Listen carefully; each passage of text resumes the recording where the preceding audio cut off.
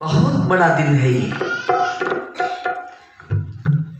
एक सरस्वती माँ का जन्म दिवस, प्रगति दिवस।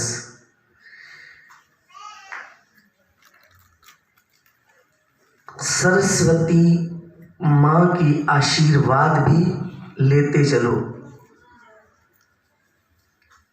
वो भी प्रसन्न रहे। क्यों? सरस्वती माँ की कृपा जिस पर हो जाती है वो भी बहुत महान हो जाता है। एक संत कालिदास जी हुए हैं, वो ब्राह्मण जाति के थे, मूर्ख, बिल्कुल अनपढ़, काला अक्षर भैंस बराबर, बिल्कुल अनपढ़ थे। तो एक राजा भोज के दरबार की वजीर थी विद्यावती, बड़ी विद्वान थी। वो चाहती थी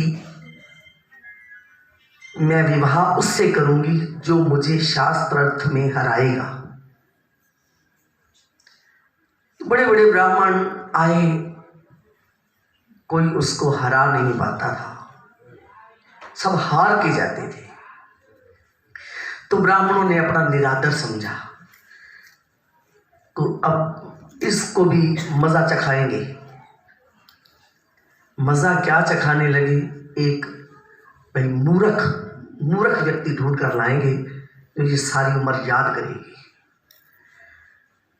तो एक व्यक्ति वृक्ष पर बैठा हुआ, जिस डाली पर बैठा था उसी को काट रहा था। तो जिसने देखा, किसी ब्राह्मण ने कहा कि भाई गिर पड़ेगा, जिस डाली पर बैठा है उसी को काट रहा है, गिर पड़ेगा। कहते गिरूंगा तो गिरूंगा, तुम्हारे को क्या, गिरूंगा तो मैं ही गिरूंगा। उसने बात नहीं मानी। फिर सोचा इससे मूर्ख कोई और हो ही नहीं सकता।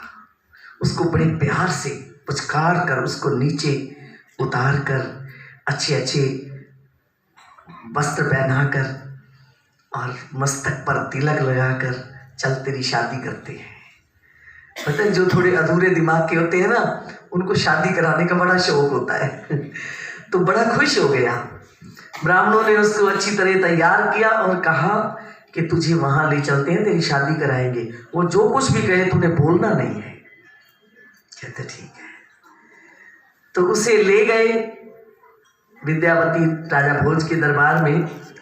विद्यावती से कहा भाई ये हमारा सबसे विद्वान ब्राह्मण है, पर ये बोलता नहीं है, ये इशारों से बात करता है। कहते ठीक है, कोई बात नहीं, मैं समझ लूंगी। जैसे ही विद्यावती ने शास्त्र यानी शुरू किए, कहती है 5 तत्व हैं, ऐसे कहा। वो भी तो इशारों से बोलेगी। फिर 5 तत्व हैं। वो कहता है, ऐसे इशारा किया। अब मतलब क्या था भाई, तुम मुझे 1 थप्पड़ लगाएगी, मैं तुझे 2 थप्पड़ लगाऊंगा। फिर विद्यावती कहने लगी ब्रह्म एक है।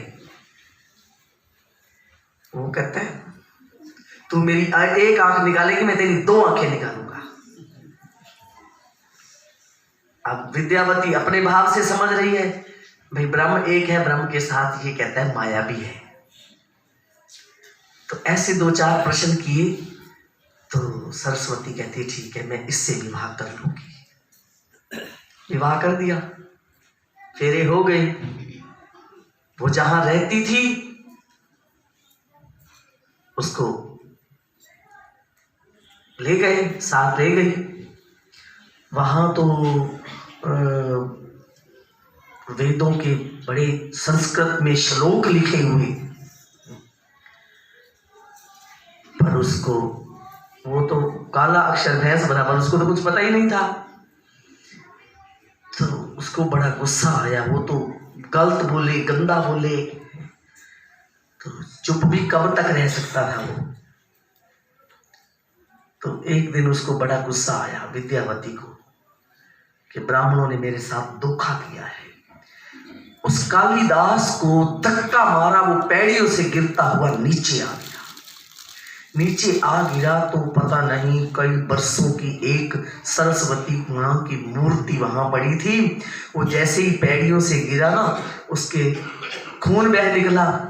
तो सरस्वती माँ की जो मूर्ति पड़ी थी, खंडहर मूर्ति, पता नहीं कई वर्षों की, उसके ऊपर वो खून लगा तो सरस्वती माँ उस पर प्रसन्न हो गई और वो सारे वेद शास्त्रों का ज्ञाता। बोलिए सरस्वती माता की जय।